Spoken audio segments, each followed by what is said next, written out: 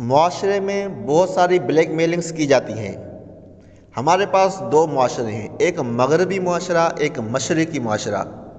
جو مشرقی معاشرہ ہے اس میں ریلیجن اور کلچر ڈومیننٹ ہیں، تو یہاں پر خاص طور پر ہمارے اس معاشرے میں ریلیجس بلیک میلنگ کی جاتی ہے۔ ریلیجس بلیک میلنگ میں کیا ہوتا ہے کہ شوہر کہتا ہے بیوی کو کہ میں تمہارا شوہر ہوں، لہذا میں تمہیں جو حکم دوں اس کی اطاعت کرو۔ باپ کہتا ہے اپنی اولاد کو میں تمہارا باپ ہوں، جو کہوں وہ کرو۔ امیر کہتا ہے میں تمہارا امیر ہوں، جماعت کا یا ملک کا امیر ہوں، جو میں کہوں وہ بس لبیک کرو۔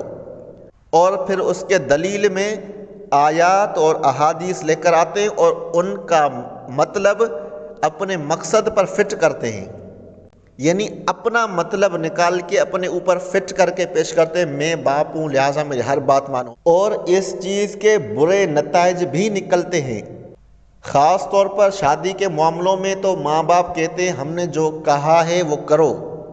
تو سب سے پہلی سمجھنے کی بات یہ ہے کہ جو شوہر کہہ رہا ہے میری اطاعت کرو، تو اسے سمجھنا چاہیے کہ اطاعت اللہ کی ہوگی اور اللہ کے رسول کی ہوگی، باقی کسی کی بھی اطاعت نہیں ہوگی، 100% اطاعت نہیں ہوگی، حسن سلوک ہوگا۔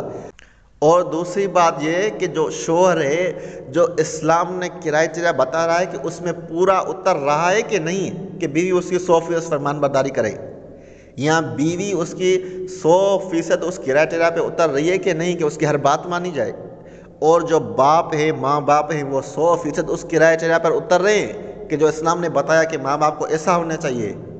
انہوں نے حق ادا کیے ہی نہیں ہے اولاد کے، اور اولاد سے 100% مطالبہ کریں تو مطالبہ پورا کیسے ہوگا؟ ایسے ہی جو امیر ہے، حاکم وقت ہے، وہ کہتا ہے میری ہر بات پر لبیک کہو، اس نے عوام کی رعایا کی بھلائی کے لیے کچھ کیا ہی نہیں ہے، تو 100% عوام لبیک کیسے کہے؟ تو اطاعت اللہ اور اللہ کے رسول کی ہے۔ اللہ اور اللہ کے رسول کے جس بھی حکم سے مخلوق کا حکم ٹکرائے گا اس حکم کو چھوڑا جائے گا۔ مثال کے طور پر باپ ہے، ایک کیٹیگری ہے، ایک عہدہ ہے اللہ نے انسان کو دیا ہے۔ اب ایک باپ وہ ہے جو کہتا ہے توحید کا حکم دیتا ہے، دوسرا شرک کا حکم دیتا ہے۔ اب بتاؤ کیا دونوں برابر ہیں؟ دونوں کی اطاعت کی جائے؟ نہیں کی جائے گی دوسرے باپ کی۔ جو توحید کا حکم دیتا ہے اس کی بات مانی جائے گی، اور جو توحید کا حکم نہیں دیتا بلکہ شرک کا حکم دیتا ہے اس کی بات کو رد کیا جائے گا۔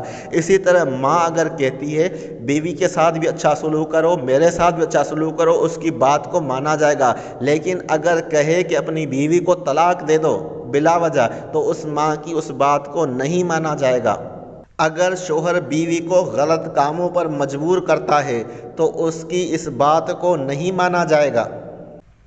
اور بیوی اگر اپنے گھر میں اپنے شوہر کی غیر موجودگی میں دوسرے مردوں کو آنے دے اور ناجائز تعلقات بنائے اور کہے اپنے شوہر کو کہ اللہ نے تو یہ کہا ہے کہ تم عورتوں کے ساتھ اچھا سلوک کرو لہذا تم مجھے کچھ بھی نہ کہو، تو یہ بیوی غلط کر رہی ہے، اس کی اس بات کو نہیں مانا جائے گا۔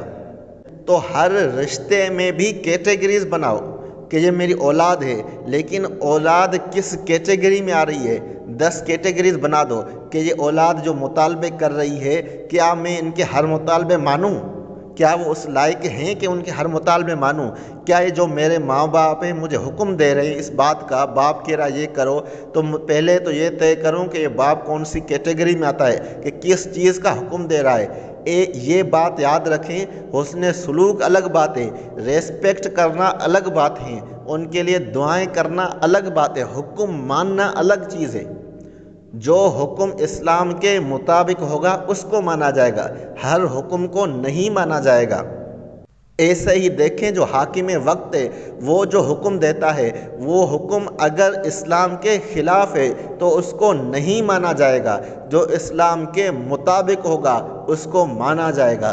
اس لیے حاکم وقت کی کیٹیگریز بناؤ کہ کس کیٹیگری میں فال کر رہا ہے، ماں باپ کی کیٹیگریز بناؤ کہ میرا باپ کس کیٹیگری میں آ رہا ہے، میری بیوی کس کیٹیگری میں آ رہی ہے، شوہر کس کیٹیگری میں آ رہا ہے اور اس کی کتنی اطاعت کی جائے۔ حسن سلوک اور ریسپیکٹ بالکل دو، لیکن ہر بات کی اطاعت نہیں کی جائے گی۔ یہ ویڈیو بنانے کا مقصد ہے جو لوگ ڈپریس ہو گئے ہیں اس ریلیجس بلیک میلنگ کی وجہ سے، ان کو چاہیے کہ اپنے بھی حقوق پہچانیں۔ تم بھی اللہ کی ایک مخلوق ہو اور تمہارے بھی حقوق ہیں۔